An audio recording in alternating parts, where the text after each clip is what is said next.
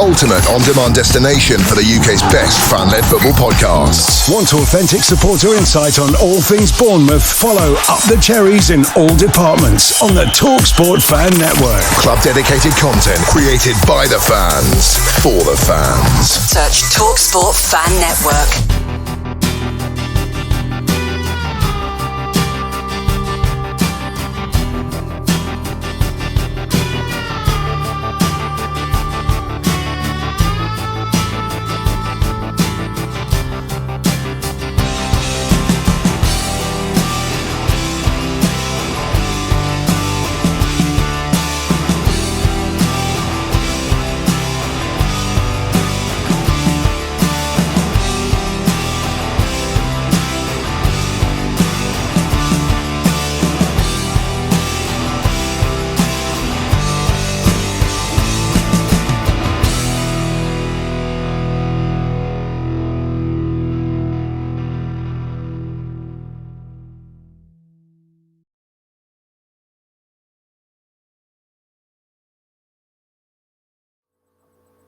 Hello Cherries fans, and welcome back to Up the Cherries, and for this very special show, as you would have seen from the thumbnail and as you can see here from our background, this show is titled Get Back to Dean Court Where Paul Belongs. And as you would have seen from the thumbnail, there's a little Beatles twist there, as I'm joined by Paul from Oz, who is a big Beatles fan and has been back to the UK for the first time in 25 years and has experienced Dean Court once again, this time not from afar but in person. And there's been many changes, as we know, over the 25 years at the football club. Obviously the new stadium development, and obviously all the turmoil that went on right up into this Premier League era. So it's been a very, very busy 25 years since Paul last visited the UK.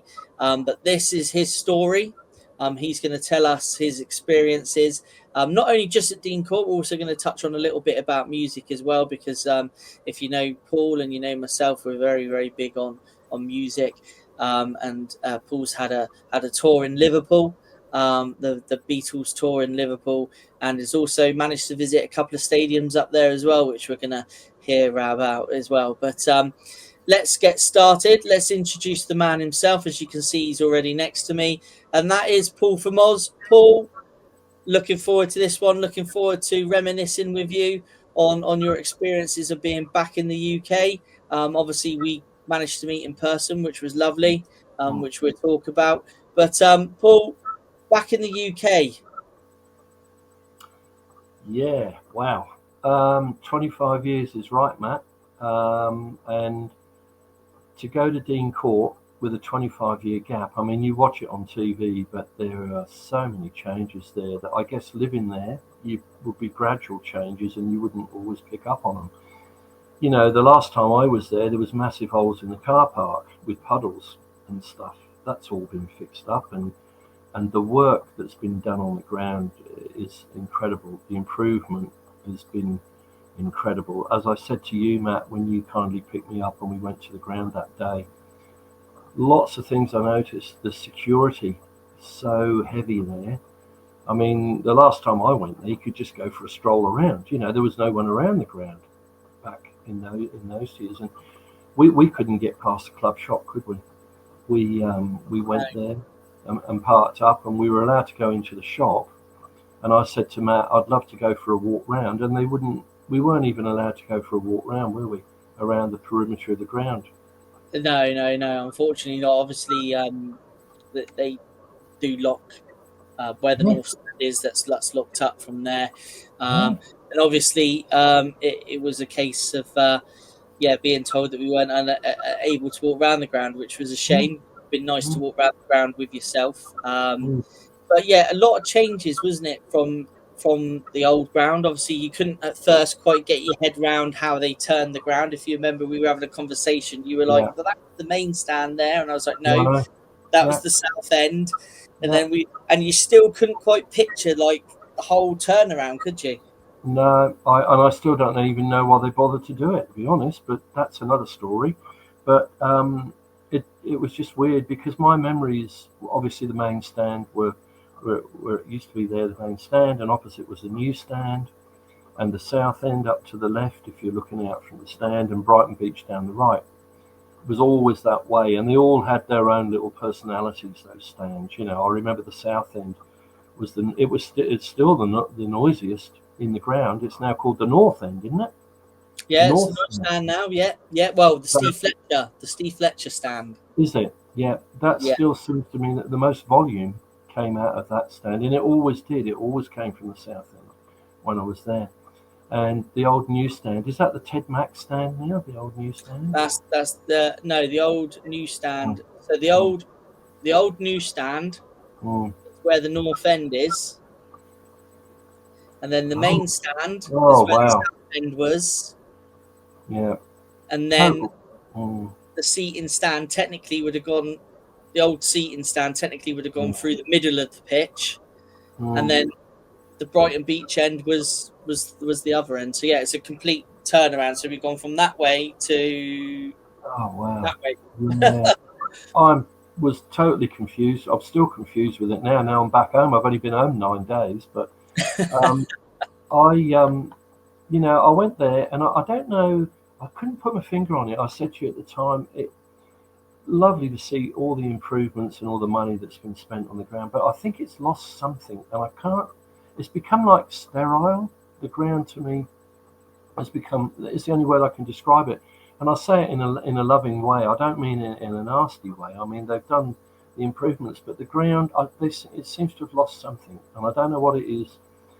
The atmosphere was different when I went to the Fulham game as well, and I can't explain it, but it's just weird to see all those seats full is another thing.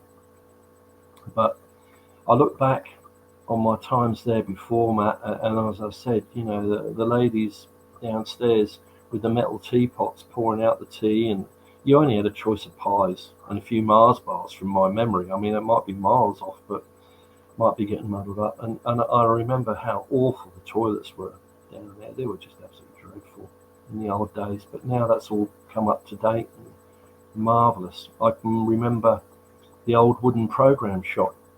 That shop that used to sell programs and bits and pieces there up by the south end on the corner. Yeah, the old little club shop. Yeah. Yeah. I think before we changed before the stadium was changed, I think it was actually known as the Red and Black Shack at the end. Was it? Yeah, you used to be able to buy your shirts in there Yeah. and other little bits of memorabilia and Mm. programs and things Yeah. like that. Yeah. Memories, good memories. Well, and I remember just going back, and then we'll move on briefly, but I can remember going there on a Wednesday afternoon on my own in the old days, and I bumped into some apprentices in the car park. I don't know when this was. I think it might have been either 89 or 99, and they were so helpful. I said to them, have you guys got any programs? And they went under the old main stand, seemed to open a door in there, and they dragged me out a load of programs that were just chucked around on the ground under the old main stand down there. Those days have long gone. Like we tried to walk around the ground, and we weren't even allowed to walk around the ground. And then we were told that, interesting, that Andoni was there with the team around the corner. Yeah. You remember? Yeah. And they said that Andoni likes to isolate the squad on match day at the ground and not to be disturbed. So I completely understand that. But that was an interesting thing that happened there when we were there. But the club shop, loved it. It was great. I got my shirt. Really loved this shirt. Was looking for this one. Yeah, we had a good look in there, didn't we? Yeah, we spent some time in there. Yeah, and I had to go back a second time and get my grandkids one each. Quite an expensive shopping trip, that little number. But well, they're not cheap, are they? No. We totaled it up as about, what was it, 260 for all the kits for the kids. Man. Yeah, well, it would have been about 106. Yeah, getting up about 230, 240 quid for three kids, and I mean kids like up to 9 years old. 3 of those and my shirt, and I got Semenyo on the back, Antoine Semenyo Yes, put you on did. the back. Yeah, and you got your Premier League badge there as well. Yeah, And nice. they very kindly did that for nothing, which was Yeah, a really nice gesture because I'd come a long way, I think. And she said, "Would you like to get a name on the back?" And I said, "Well, how much is it?" And she said, 18 quid. And I said, "I'd like to, but I can't afford it." So she said, "Look, I'll get one on for you." So that was really a nice gesture, and I think it's because I travelled all that way. But very friendly, very, very nice people in there. Loved yeah, it. yeah. No, So, it was lovely that it was lovely that they did that for you, considering how far you travelled. So it was I lovely. think that was what it was all about. Yeah, Um, and just finally before we move on, Paul, you also had a good memory of the Jubilee Gates. The old Jubilee Gates. Do you remember which I showed you mounted into the wall now? Something which you remember from being on the corner of the old South End, where the little club shop which we just spoke about was. It was just to the left of that, if I remember rightly. that's, And back yeah. then they were all sort of old and rusted, and now Mm, they're all nicely painted and mounted mm. into the wall there by the north stand, which brought back a bit of a memory for you, didn't it? Yeah, they used to hang like a gate. They used to be like that, and they would open like that in the old days. I reckon those gates would go back to the early 60s, Matt. Obviously, they've been restored, but my memory, as far back as I can remember, they were always there.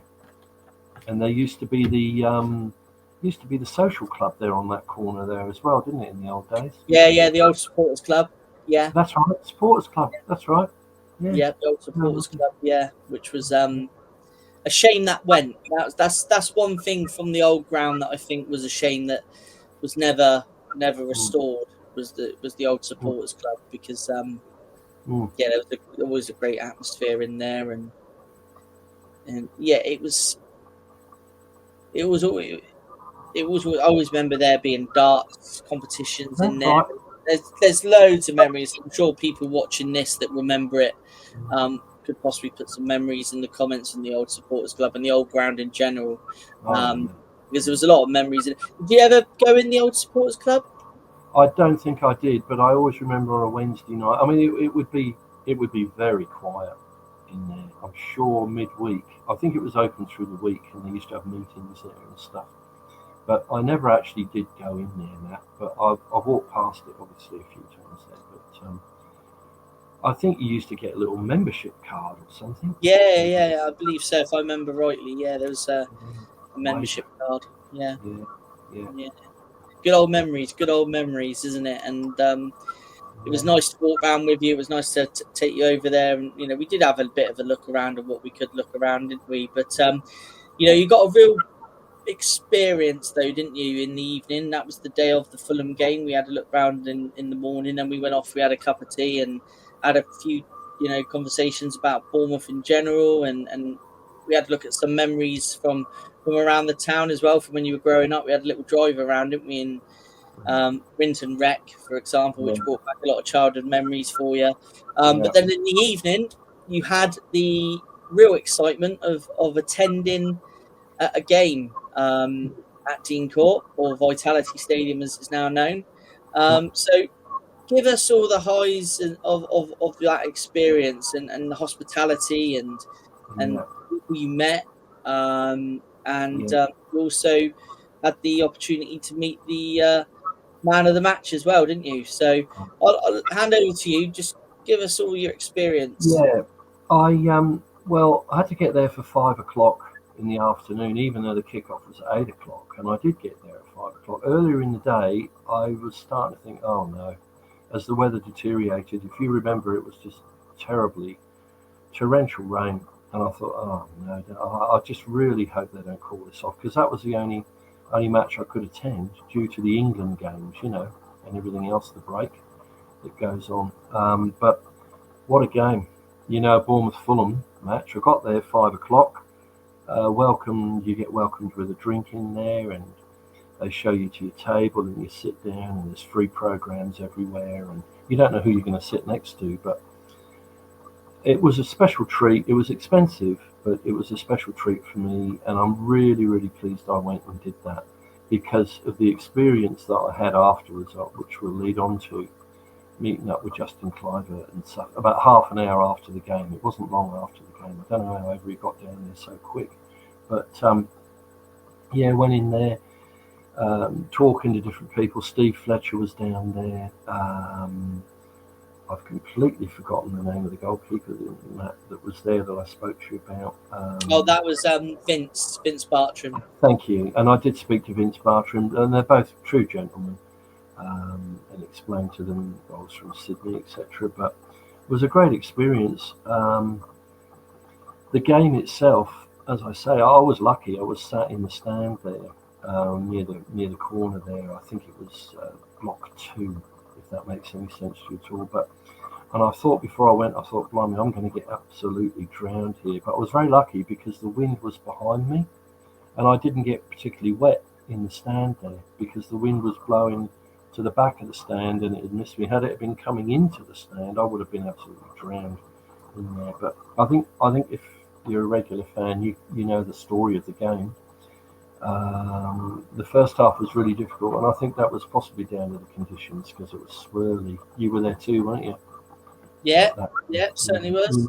It was horrible conditions. And then obviously, when we went 1-0 down after 70 minutes, I thought, oh, crikey, this is what can happen now. Anything could have happened if they'd got another goal. But then to see 3 goals in about 18 minutes was just incredible to watch. And you watch them on the TV, as Malcolm said, and you watch them live, and you see Antoine Semenyo. People can't get near him. He's just gone. He's like lightning, and they bounce off him. He's that built. To see him score that goal from the corner, at the corner flag where he cut inside and cut back and put it through the keeper's legs, that to equalise 1-1, that was just incredible to watch that. And then to move on from there, that was in the 78th minute, equaliser. But the goal that turned the game was Justin Screamer. You were there to see that. Yeah. The way he hit that ball, got it in the middle of the park, did a few step overs, put whoever it was trying to mark him, sent them all the wrong way, and hit an absolute blinder of a shot. And to see that goal where you see the ball hit the net that hard, and the water just fires off the back of the net, with the pace of the ball, was just an incredible sight. I'll never forget that goal. And of course, the last one with Gannon Doak, who broke again from inside his own half, went hammering down the wing down there. Wasn't sure, as when he was interviewed afterwards, he said, I wasn't sure what to do with it, but he held it up and he squared it to Antoine Semenyo, who again, he didn't take a touch, he just slammed it straight in the back of the net, because he hits him with such power, doesn't he? Yeah. Antoine Semenyo. You felt the lift in the ground. It was even the bloke, I never know the bloke next to me started grabbing hold of me. Which was which goes back to the old days. That used to happen. I remember that used to happen. But I was so lucky. I was just lucky to see a brilliant game, and just strange. 2 of those goals have been nominated for the Premier League goal of October. The first one from Antoine that he put through the keeper's legs, and then Justin Clivert's. And I actually thought the man of the match at the end would have gone to Antoine Semenyo, but they chose Justin. And I guess his goal changed the game, which for me was just brilliant. And that's one of the advantages. If anybody's visiting from overseas, if you can afford it, do the hospitality. If it's just a one-off, just superb. As I say, drinks there, etc. The only thing I found was at half time, when it was 0-0 at half time, I tried to get back up the steps to get into hospitality, but it was solid. I waited like 5 minutes and I couldn't get anywhere near the top, and I thought, time I get up there and turn around, I'm going to miss the start of the second half. So I actually gave up and came back down and but I didn't mind because it was only a cup of tea. But it was so busy, I couldn't get up there. But thoroughly recommend the hospitality. As I say, go on, Matt. Yeah. Yeah, in hospitality though, you met some interesting people, didn't you? We mentioned Vince Yeah. Bartram, the ex Cherries goalkeeper, Yeah. who played for us in the early 90s. Yeah. You also met a couple of other faces as well. Obviously, Steve Fletcher was there, Yeah, moving around, and the guy that owns Poole Town. yeah, And you put me on the spot. I could see his face, but I'm struggling for his name. Andy Rossiter. That's it, Andy Rossiter. Such a lovely chap, lovely guy. Said he'd love to come on the show one day. Yeah, interesting. Talking about Poole Town there. I mean, we've all been to Poole Town. Even when I was a kid, I think I used to ride my bike out there on a Saturday and go and watch the games when I was at school. But top people there. Really, I had another bloke. I'd never met him. Buying me drinks. Never met the guy before. Just so nice and friendly. The people in there, which was brilliant. Great experience. It's worth it. Have you been? Have you actually been? I personally haven't. No, I've had the privilege of doing hospitality at Wembley for an England game, where I was in the Bobby Moore suite, I think it was called at the time, and it was very very nice indeed. You had to go suited and booted, and Yeah, you're not allowed to wear these in hospitality at Bournemouth. You can't no, wear. yeah, which I think is good. I think it's good. Yeah. It's not something I would do every game, No, but I think it's something you've got to experience. it was worth it. Yeah, I'm sure maybe one day I'll experience the Lovely. hospitality. I'm sure I'll probably do it at some point. You know what, Matt? I'm glad I did because the man of the match, obviously, as we know now, was just Cliver. And what a gentleman. Really, really nice guy. Top guy. As that game was televised that night, I'm pretty sure he would have done a quick interview with Sky or something.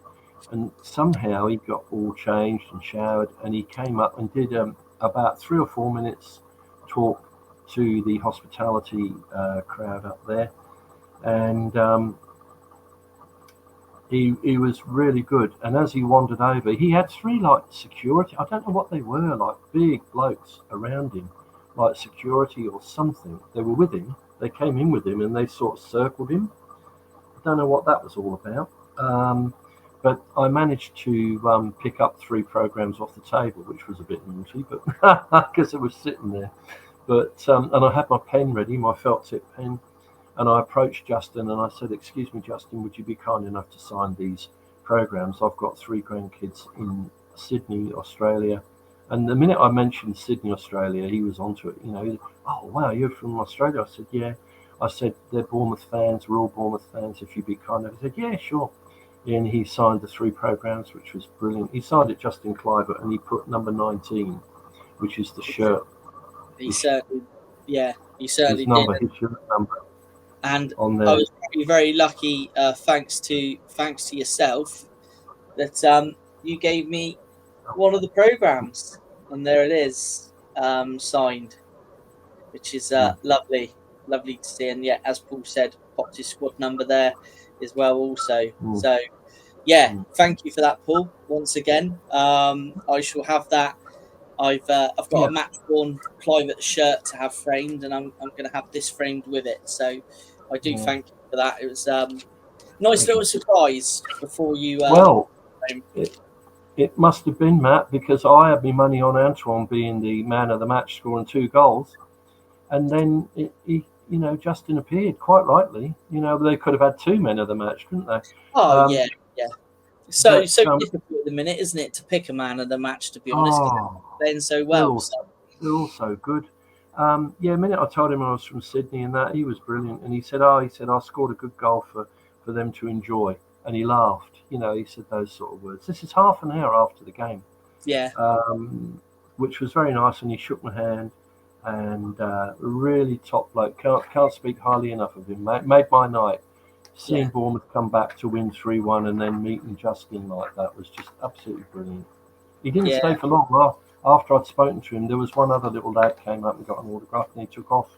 But, I mean, he's a lovely guy. He's one of my favourite players. So, thank you for that program. But, no, mate, no worries.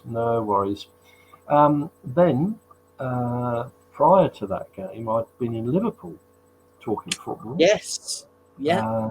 Can we move on to the Liverpool connection there? Yeah, let's move on. Obviously, you travelled up to Liverpool. Obviously, and it had a great experience up there. Now, for all you music lovers, this will be very interesting. This bit, because Paul not only visited three very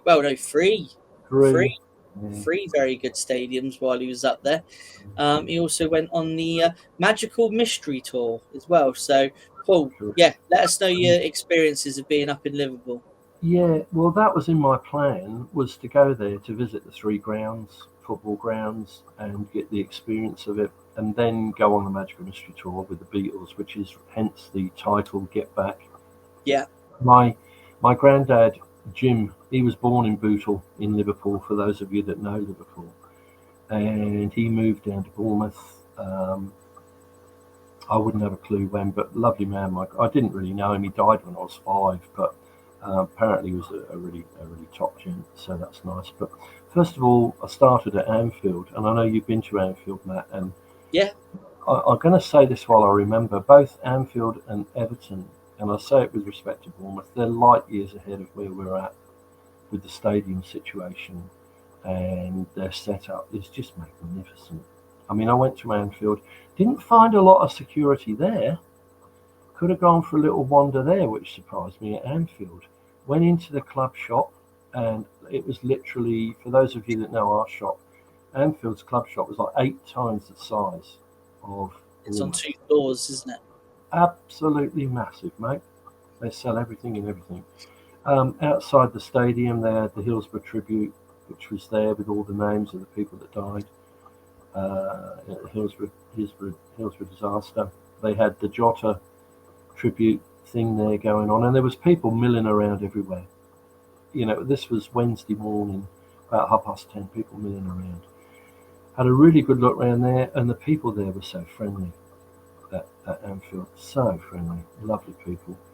Told them where I was from and everything. They were very, very, very friendly. Then I went for a walk through Stanley Park, as you would, about 1 kilometre, or I don't think it's a mile, I think it might be 1 kilometre, through to Goodison Park, the original Everton ground that's been there for years. And got there, and I spoke, heavy security there.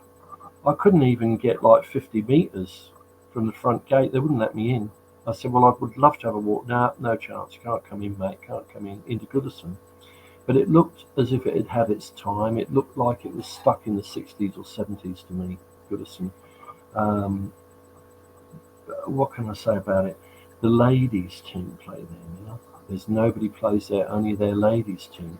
Yeah. And when I got to the Hill Dickinson Stadium, I questioned the guy about it, and he said that he thought in the future that they might well, you know, sell that off to offset the debt of the new stadium, the Hill Dickinson Stadium, but he wasn't sure what direction they were going to go in. And I said, how's the ladies' team going? And he said, not very well. So, but if for anybody that's been to Goodison, it's an experience. It's, you know, it's like there's houses across the road, right outside the stadium as it used to be. You know what I mean?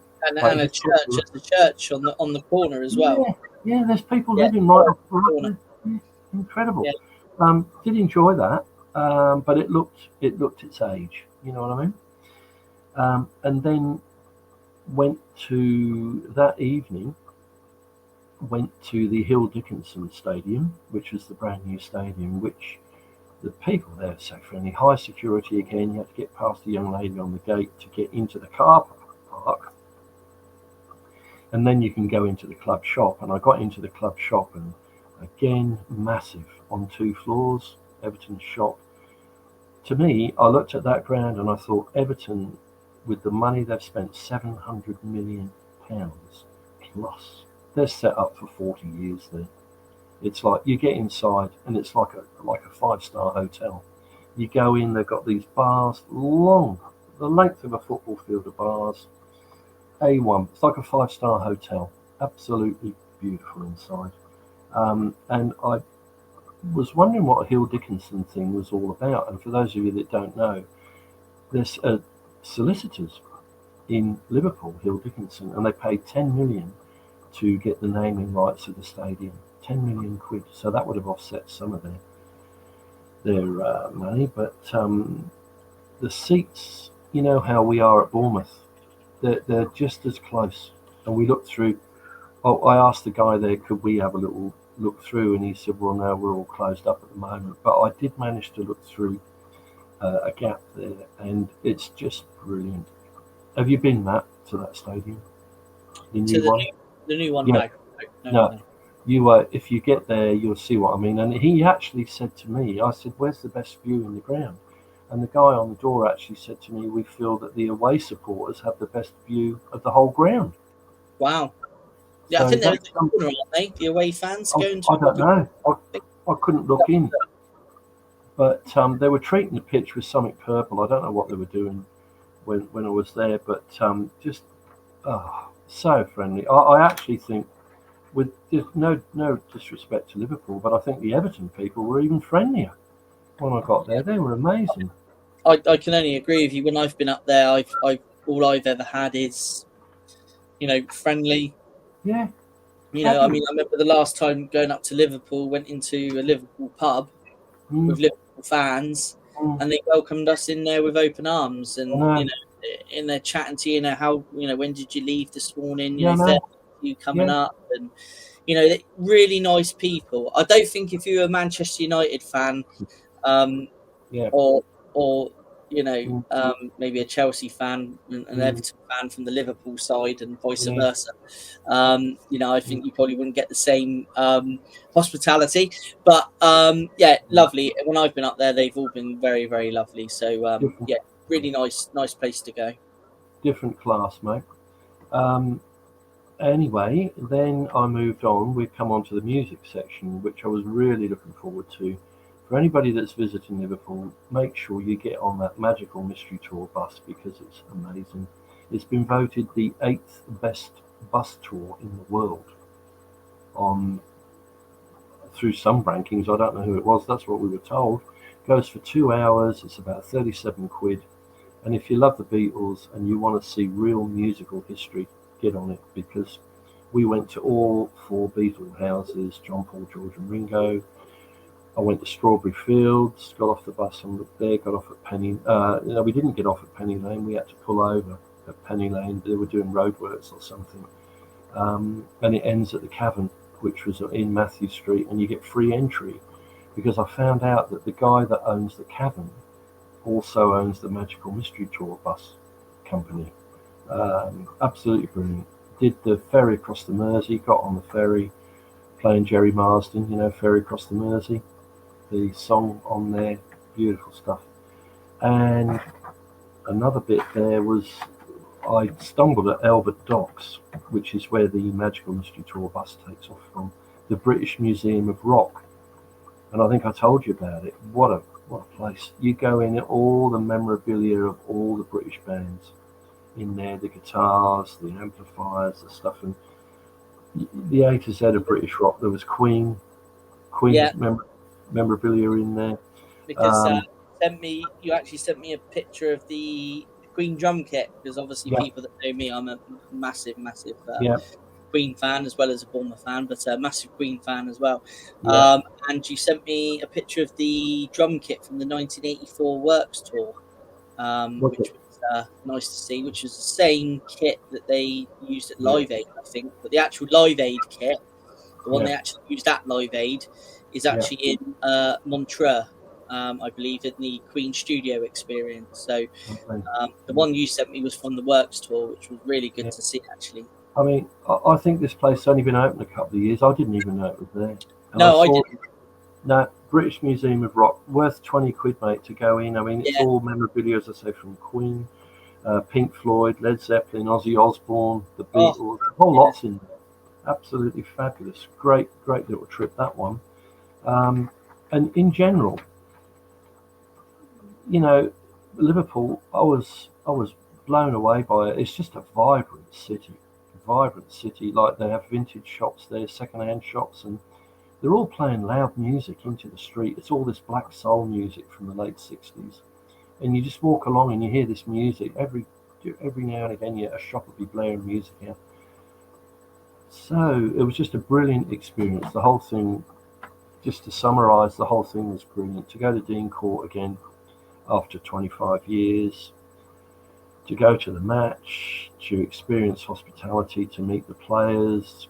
That was, I won't ever meet Justin Kluivert again. It was just a great experience. I was very lucky, and what a match to choose. If we'd have lost 1-0, I'd have gone home thinking, oh, blimey. I picked a right doozy there, but to come back like that was amazing. And to go up to Liverpool and see the whole thing, incredible experience, long way to go, but loved every minute. And I do appreciate, Matt, it's been a privilege to come on and talk about it. I hope I haven't bored you too much with it all. No. It's been great to hear the story of you coming back. Obviously, face of the channel now. Face from Cherry AM, and I know you've been on Cherry Picking before as well. So part of the channel. It's great to hear your experience being back in the UK. The one thing I was most hoping for you when you were over here was that Bournemouth would win on that night, and they did. And a fantastic 12 minutes of football. I think the last 12 minutes was amazing, wasn't it? So I think coming all that way to see that 12 minutes of football at the end was probably very, very well worth it. To see Justin's goal live, it's like, how did he do that? What he did, and that's why I feel he's probably started, hopefully, in the City game. What a player, what a man, lovely man. And thanks. It's been a privilege to come on and talk about it, Matt. And thank you on this great show. Thanks, Matt.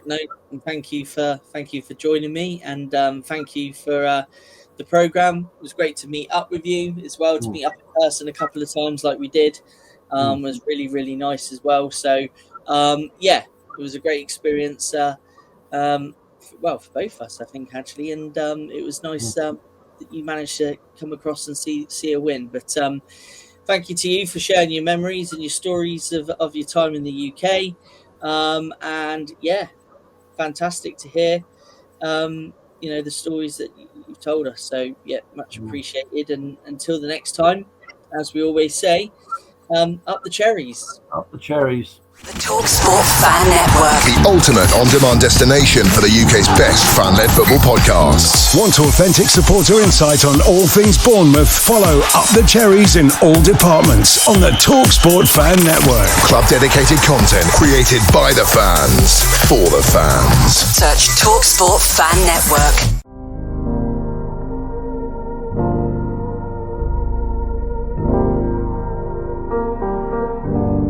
I should be like you, Mel.